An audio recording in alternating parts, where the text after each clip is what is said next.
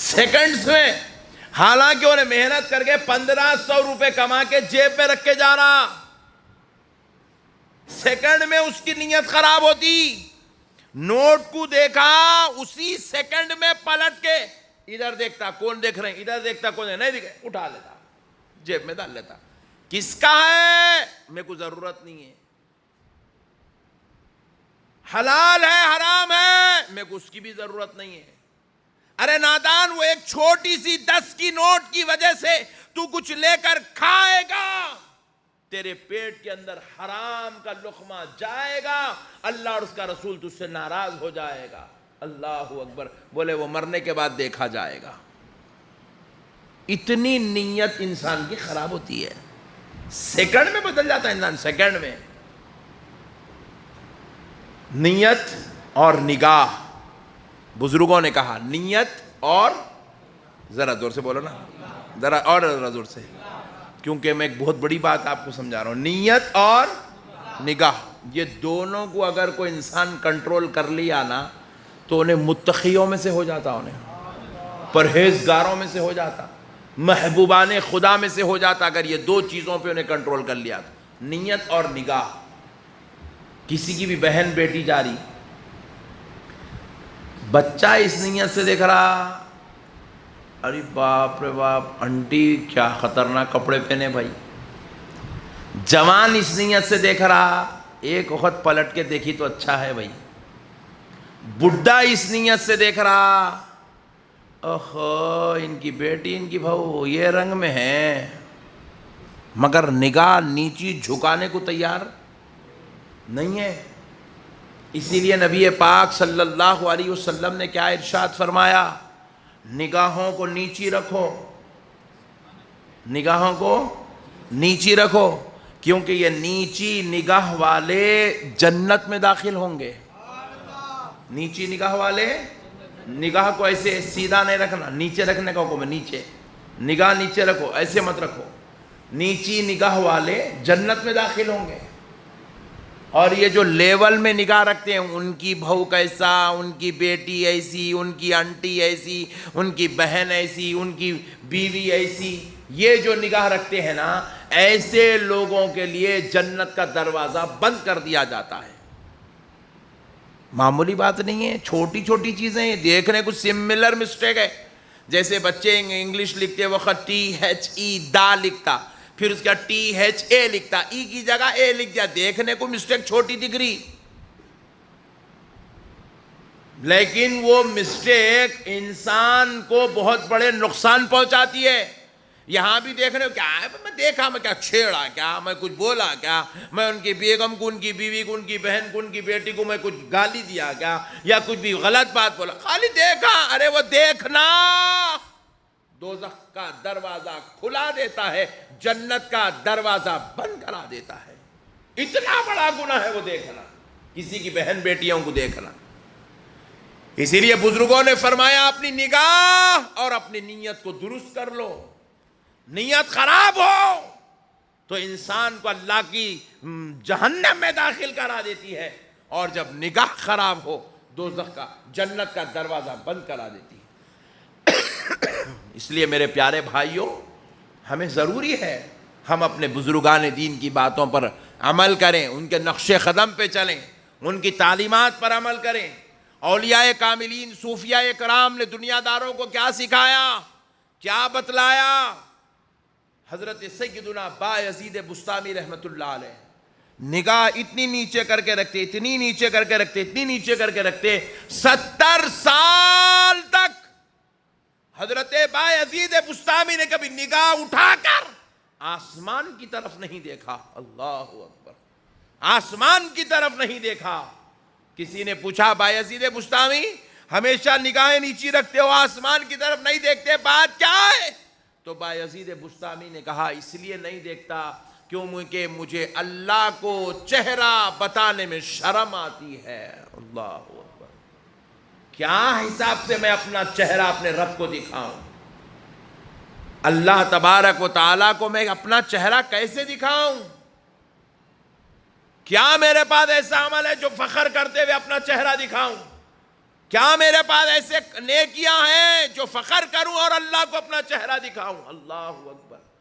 جن کی پوری زندگی عبادت، ریاضت، تقوی، پرہیزگاری اللہ اللہ اللہ اللہ میں گزر گئی، جن سے براہ راست کشف و الہام کے ذریعے سے رب کلام کرتا تھا، ویسے بندے اپنے دلوں میں اپنے رب کا ایسا خوف رکھتے تھے.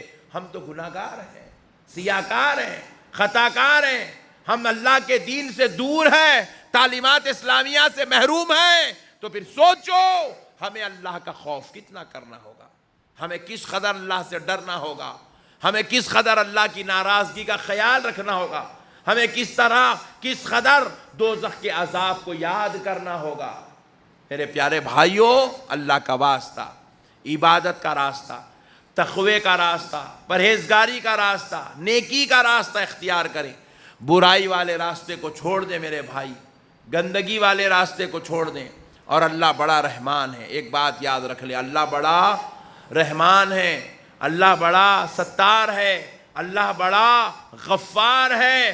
وہ اپنے بندوں کے عیبوں کو چھپاتا بھی ہے، معاف بھی کرتا ہے، اپنے بندوں پہ فضل بھی فرماتا ہے، بشرطے کہ بندہ سچے دل کے ساتھ، اخلاص کے ساتھ اپنے رب کی بارگاہ میں توبہ کر لے، معافی چاہ لے. اللہ تعالیٰ اس بندے کو اپنے فضل عظیم سے مالا مال کرتا ہے.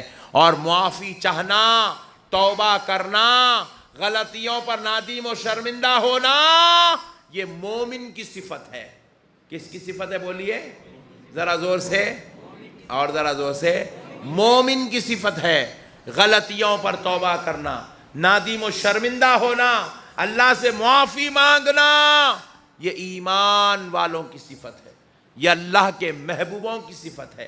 اس لیے میرے پیارے بھائیوں، جب بندے معافی چاہتے ہیں اللہ تبارک و تعالیٰ ان کے درجات کو بلند کر دیتا ہے. اللہ تعالیٰ ان کے جو ہے معاملات کو اور اعلیٰ و ارفع کر دیتا ہے. اللہ تعالیٰ ان کے لیے فضل عظیم کا دروازہ کھول دیتا ہے، کیونکہ معافی چاہنے والے بندے اللہ کو بڑے پسند ہیں.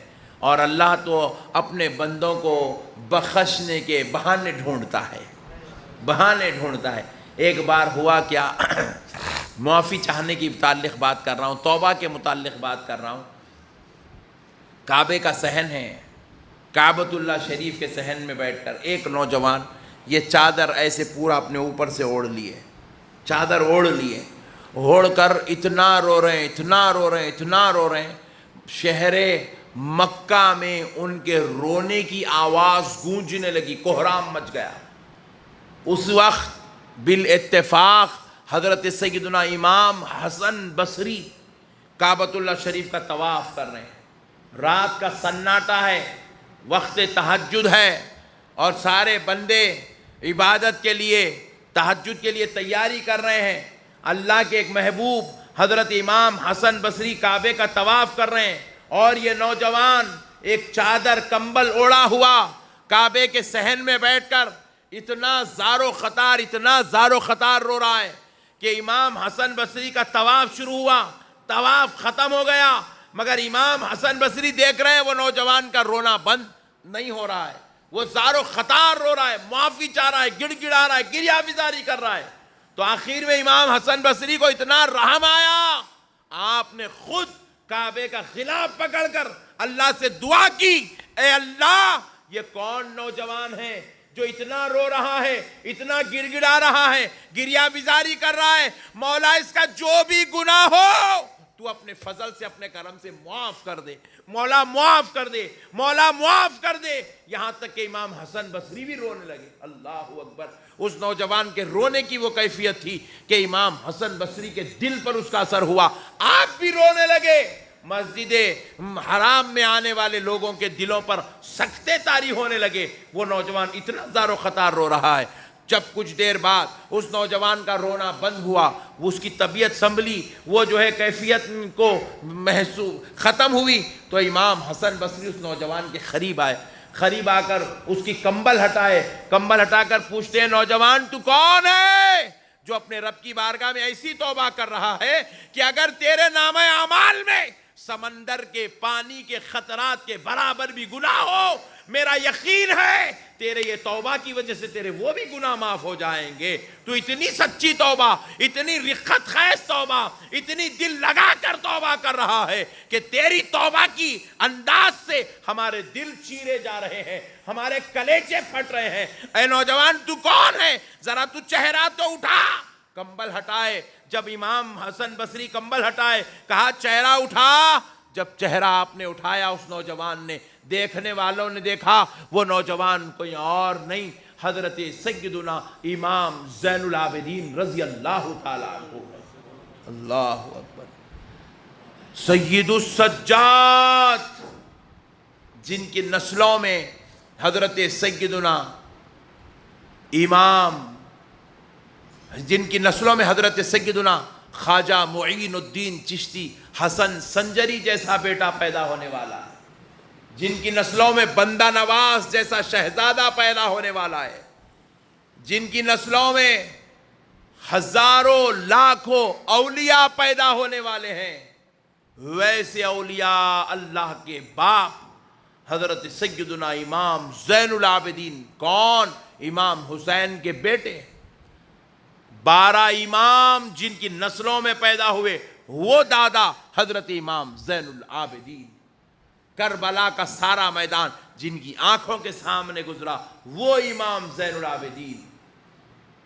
سید السجاد جن کو کہا جاتا ہے، ویسی مقدس ذات جن سے کروڑوں کروڑوں کروڑوں میل دور تک کوئی گناہ، کوئی خطا، کوئی لغزش نہ ہوئی ہو، جن کو اللہ نے محفوظ عن الخطا بنا دیا ہو، ہر خطا سے اللہ نے جن کو محفوظ کر دیا ہو، ویسے لوگ جب اللہ کی بارگاہ میں ایسی توبہ کرتے ہیں تو پھر سوچو ہم گناہگاروں کو کیسی توبہ کی ضرورت ہے.